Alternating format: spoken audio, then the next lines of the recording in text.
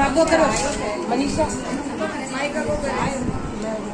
उससे वही बात सूचित होती है कि तुमने वाराणसी में आकाश के भीतर जो नित्य ज्ञान तेज देखा था वह साक्षात ज्योति में देख ही था।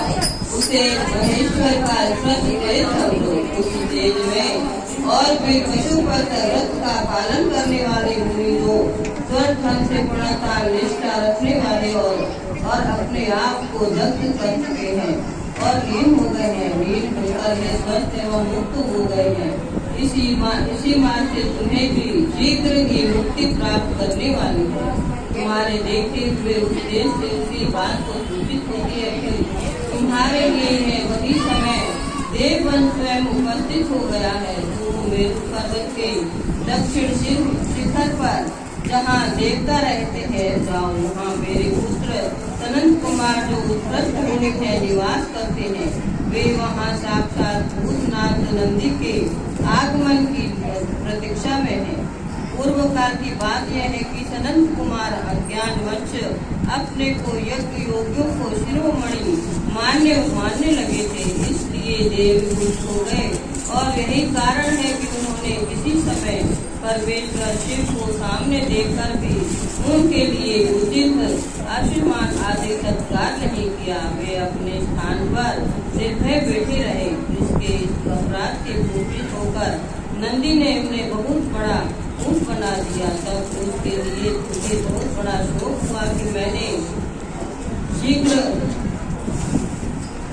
काल तक महादेव और महादेव जी की उपासना करने नंदी के ही बड़ी विनय की। इस प्रकार प्रयत्न करके किसी तरह उनको ऊँट की योनि से छुटकारा दिलाया और उन्हें पूर्व सनंद कुमार रूप की प्राप्ति कराई।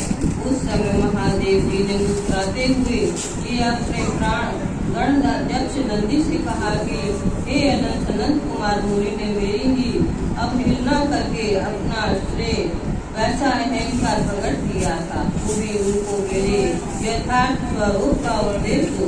ब्रह्मा का ज्येष्ठ पुत्र मूल की भांति मेरा स्मरण कर रहा है, अतः मैंने ही उनको तुम्हें शिष्य रूप में दिया है। तुमने उपदेश पाकर वह मेरे ज्ञान का प्रवर्तक होगा और वही तुम्हारा धर्म अध्यक्ष और पद पर अभिषेक करेगा।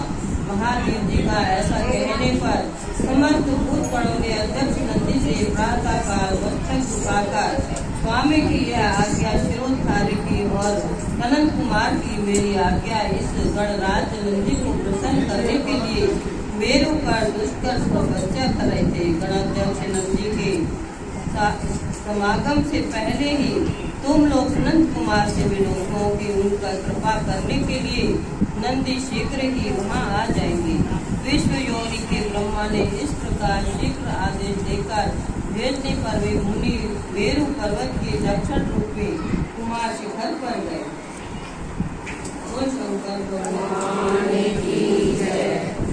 सूर्य कहते हैं कि वहाँ मेरु पर्वत पर सागर के समान एक विशाल सरोवर है जिसका नाम स्कंदसर है। उसका जल अमृत के समान स्वादिष्ट शीतल और अगाध हल्का है। सरोवर का सब ओर से स्फटिक कड़ी से शिलाध्यक्ष द्वारा संगीत हुआ है।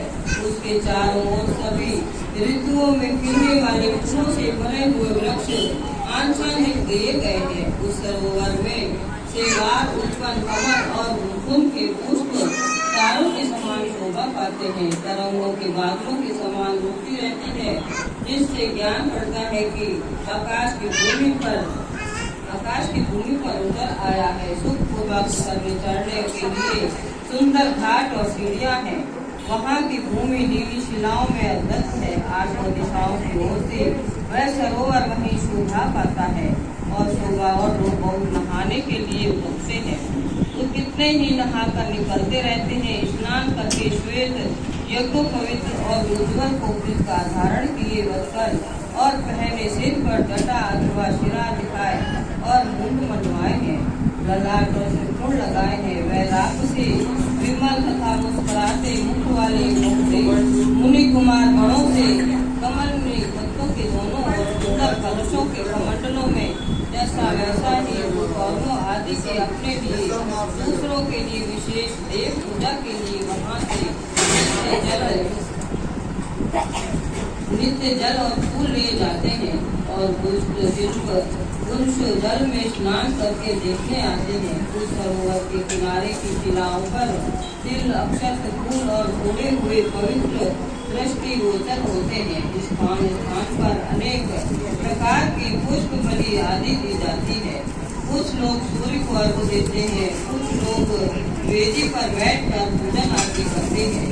उस सरोवर के उत्तर तट पर एक अश्व वृक्ष के नीचे हीरे की शिला में बनी हुई वेदी पर कोमल रत्न बिछाकर सदा बालक रूपी सुनंद कुमार जी बैठे हैं। वे अपनी अविचल समाधि के उसी समय उपस्थित हुए हैं। उसी समय बहुत से ऋषि मुनि उनकी सेवा में बैठे थे। योगीश्वर भी उनकी पूजा करते थे।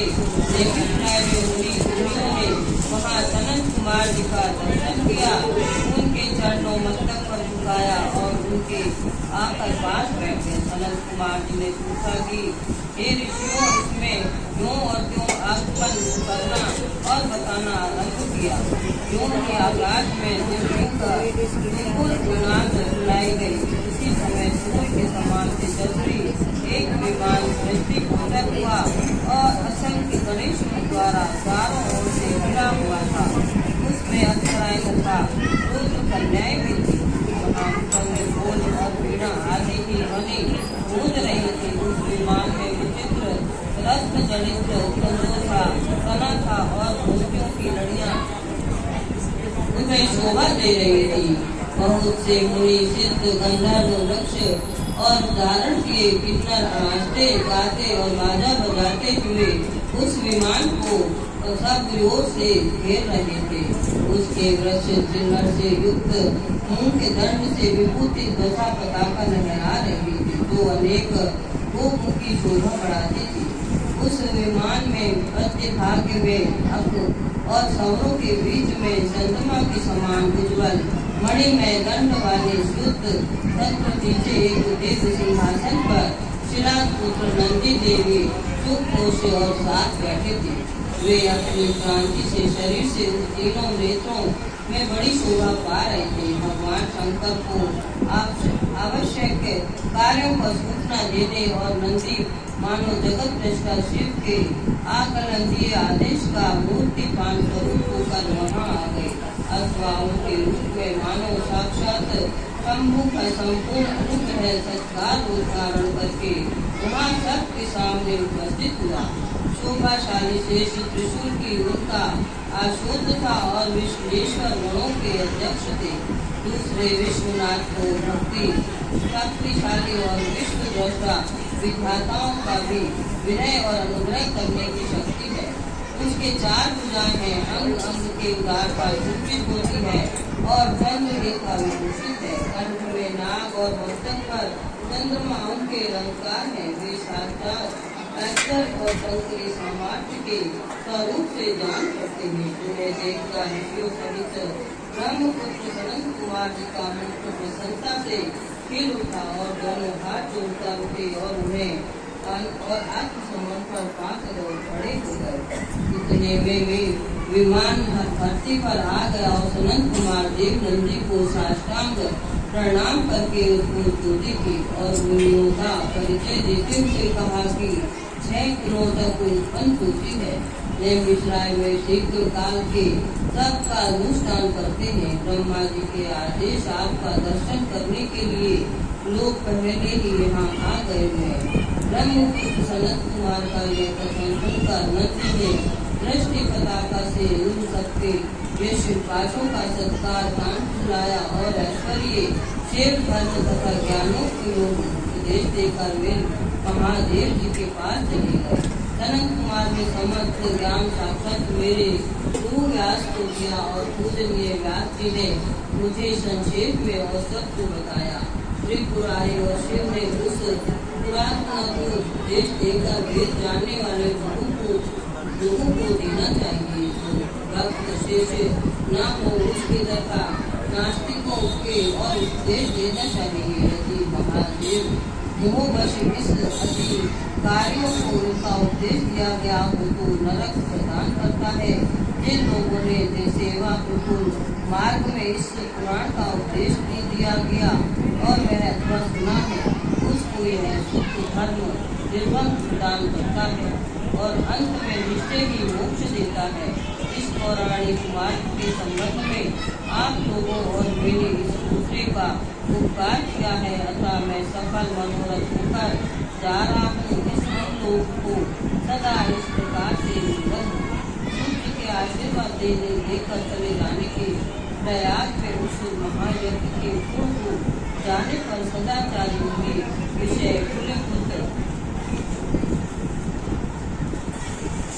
कली काल में आने से काशी में आसपास निवास करने लगे। तदंतर पशुपाश के फूटने पर ईर्षा से संपूर्ण पशुपत व्रत अनुष्ठान किया।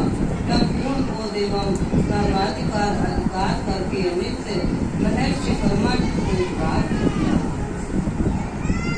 व्यास जी कहते हैं कि शिव महापुराण पूरा हुआ। इस हितकार पुराण को बड़े आदर एवं सत्प्रज्ञ के साथ पढ़ना और सुनना चाहिए। नास्तिक श्रद्धाहीन भक्त और महाशय के प्रति भक्ति सहित तथा धर्म ध्वनि पाखंडी इसका उपदेश नहीं देना चाहिए। इस बार श्रवण करने ही तुम्हारा पाप भक्त हो जाता है। भक्ति भी भक्ति पाता है। भक्त भक्तों की मर्जी भागी जाती है। दोबारा श्रवण करने पर उत्तम भक्ति और तीसरी बार सुनने पर मुक्ति दुर्लभ हो जाती है। इसलिए मुक्त पुरुषों का बारंबार इसका श्रवण करना चाहिए। किसी को उत्तम फल को पाने के लिए शुद्ध बुद्धि से पुराण की 5 आवृत्ति करनी चाहिए। ऐसा करने से मनुष्य इस फल को प्राप्त कर लेता है। इसमें संशय नहीं। प्राचीन काल में राजाओं ब्राह्मणों तथा श्रेष्ठ वेश्य इसकी साक्षात आवृत्ति करके शिव का साक्षात दर्शन प्राप्त किया। जो मनुष्य भक्ति पूर्वक इसका श्रवण करेगा वह ही इस लोक में संपूर्ण गुणों को भोग कर उसका मोक्ष प्राप्त कर सकता। श्रेष्ठ शिव महापुराण भगवान शिव की अत्यंत प्रिय है। वेद की तुल्य माननीय भोग और देने वाला, भक्ति भाव को बढ़ाने वाला, अपने प्रेम कणों को पुत्रों और पार्वती जी के साथ भगवान शंकर इस पुराण वक्ता और श्रोता का सदा कल्याण कर। बोल शंकर भगवान की।